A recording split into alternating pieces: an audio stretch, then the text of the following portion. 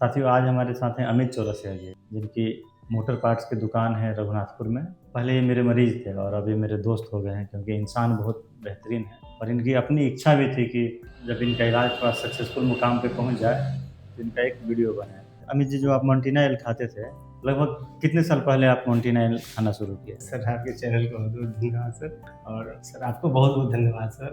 मोंटीना L लगभग हमें लगता है 5-6 साल से मैं खा रहा था, और मोंटीना एल खाने के पहले से ही बीमारी था। इसके पहले घर का खांसी का दवा या ऐसे घर का मतलब कोई भूजा-वूजा खाने। आपकी समस्या जो थी वो खाँसी की थी, और मतलब ठंडी में, गर्मी में कब आपको खाँसी होती थी? ठंडी में तो हमेशा डेली दोनों टाइम भी कभी-कभी खाना पड़ता है। मोंटीना एल की टेबलेट आपको कभी-कभी दोनों टाइम ठंडी में खाना पड़ता है। और गर्मी में 1-2 दिन रुक करके हुँ। मैं गर्मियों में कोल्ड ड्रिंक नहीं पीता था, ठंडा पानी नहीं पीता था की वजह से। लेकिन आज सब कुछ खत्म है। इधर मतलब ठंडा पानी वानी पी लिए हैं? बिल्कुल। अच्छा, तो मोंटीना एल से आपका 5 साल पुराना रिश्ता है और आप खाँसी के लिए मतलब इसको यूज़ करते थे। और कैसे-कैसे आपको इस दवाई के बारे में पता चला, कि किसने आपको तो बताया? खांसी शुरू हुआ था तो उस टाइम मतलब बहुत ज़्यादा खांसी आता था। सुबह उठ के उस वक्त भी मतलब खांसी शुरू हो जाता था। तो मैं गया था चाय पीने के लिए, तो सिवान के एक डॉक्टर उनके कंपाउंडर थे, तो वो भी चाय पीने के लिए गए थे। खांसी बहुत ज़्यादा आ रहा था, तो बोले यार काहे इतना खांस रहे हो? तो बोले क्या करें, दवा खा कर थक गए हैं। बहुत सारा दवा खाए, खांसी का दवा खाए, भूजा खाए, जो लोग बताए, घरेलू उपचार भी सारा करके देख लिए, कोई आराम नहीं। तो बोलने लग रहा है कि एलर्जी का है, बीमारी यही है, किसी चीज़ की एलर्जी है, या तो जांच करवा लो या मोंटीना एल। तो ये चीज़ मेरे दिमाग में बैठ गया, मोंटीना एल। और मेरे दोस्त के मेडिकल का दुकान है, मैं वहाँ पे गया तो उनसे बोला कि खांसी आ रहा है, क्या करें, कौन सा दवा ले। और उसको बताया कि एक कंपाउंडर है, वो सजेशन हमको दिया है मोंटीना एल। बोले ठीक है, मोंटीना एल तो ठीक है, लेकिन मोंटीना एल के साथ एक और दवा दे रहे हैं। तो हिमालय का कोई दवा तुम्हें ध्यान तो नहीं आ रहा है? बोले कि इस दवा को तुम दोनों टाइम चलाओ, लगभग 2 महीने तक कंटिन्यू चलाओ। 2 महीने तक कंटिन्यू मोंटीना एल चलाए और वो दोनों दवा चलाए। तो हमें लगता है थोड़ा सा आराम मुझे लगा कि मोंटीना एल खाने से मुझे आराम मिल रहा है। फिर मेरे नशा सा हो गया मोंटीना एल खाने का। आपको नशा जो एडिक्शन हो जाता है जिस तरह, हाँ, उस तरह से हो गया। थोड़ा सा भी खांसी आता था तो भाई चलो मोंटीना एल।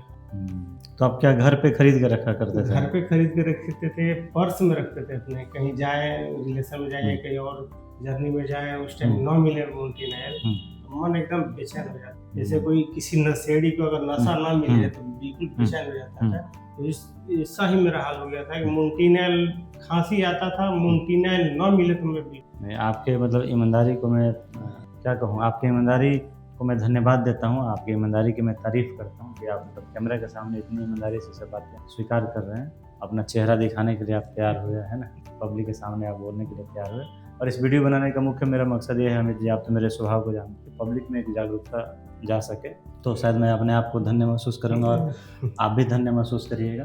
क्योंकि कोई भी दवा पकड़ के आदमी और उसी के सहारे जो जीवन को मतलब जी रहा है 5 साल 10 साल से, अगर कोई दवा को खा रहा है, तो ये बहुत स्वास्थ्य की अच्छी स्थिति नहीं है, लेकिन नहीं दवा के सहारे। ये लगता था सर कि मैं ये खा रहा हूँ तो नुकसान तो नहीं है। लेकिन जब आपके पास आने लगा, आपसे सब बताया कि है, तो अब आप दवा देने लगे। उस टाइम से मतलब हमें लगता है कि 6 महीने हो गया लगभग, टाइम से मैं मोंटीना एल की तरफ देखता भी नहीं। अच्छा साथियों, आपको एक इंटरेस्टिंग बात बताता हूँ। बेसिकली ठीक है, ये अपनी इस खांसी और एलर्जी की समस्या का हमसे जिक्र किए थे, और इनका इस डायरी में जो हम हिस्ट्री लिखे थे, इस बात को भी लिखे थे। लेकिन बेसिकली जो मेरे पास इलाज कराते हैं, तो इनको बेल्चिंग और रेचिंग की समस्या बहुत ज़्यादा होती है। और ये जो डकार आना, उल्टी संबंध होना, ये कितने समय से आपको है? ये भी तो लगभग 1.5 साल से है। तो अभी आपको लगभग कितना % आराम है? 80% आराम है और 20% अभी बचा है।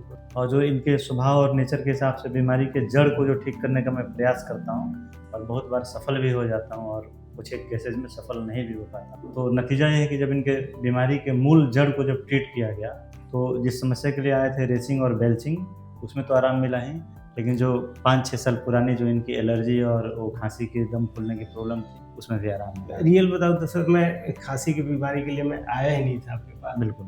लेकिन ये नहीं मिलता है, भोजपुरी में कहते हैं भलगा में मिली। मुझे ये पुरस्कार मिल गया है, बिल्कुल ठीक हो गया, 100 में 100 ठीक हो गया। 6 महीने हो गए मुझे मोंटीना एल खाए हुए। मोंटीना एल की तरफ मैं देखता भी नहीं, तो पहले तो मैं घर पे पर्स में रखना। और अभी घर पे है कि नहीं वो दवा? नहीं है। देखिए, ये इतने अच्छे मतलब मेरे मित्र हो गए अमित जी, कि जब ये ठीक होने लगे, इनको काफ़ी सुधार हुआ, तो ये बोले कि सर खुश तो हूँ कि मुझे बहुत आराम मिल गया, लेकिन दुख इस बात का है कि अब आपसे मिल नहीं पाऊंगा। सही है, हाँ, ये बात है, बोला था ऐसे ऐसे भी लोग हैं। हाँ, बिल्कुल। और दूसरी बात क्या है कि मेरे वीडियो को देखे तो ये बोले कि सर मुझे भी जब अच्छा खासा आराम मिल जाएगा तो सर आप वीडियो शेयर सर करें। बोले भी थे, सर सांत्वना दिए थे कि हाँ बिल्कुल बनाएंगे आपके साथ लेकिन वही बोले थे कि जब आपको एक उतनी आराम मिल जाएगी जितना मैं अपने आप को संतुष्ट महसूस, तभी आपकी वीडियो बनाऊंगा, ताकि ईमानदारी पूर्वक कही हुई बात जो है समाज में बड़ा पड़े। तो अब मुझे भी अच्छा लग रहा है कि इनको राहत है।